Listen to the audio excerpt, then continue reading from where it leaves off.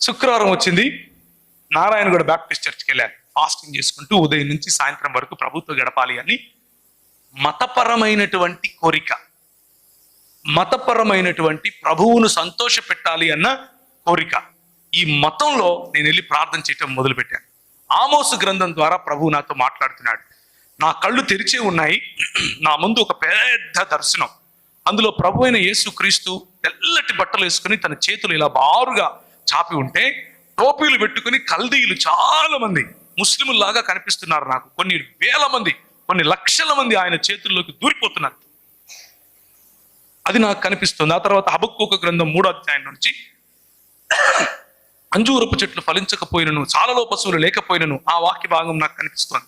నేను చదువుతున్నాను దాన్ని.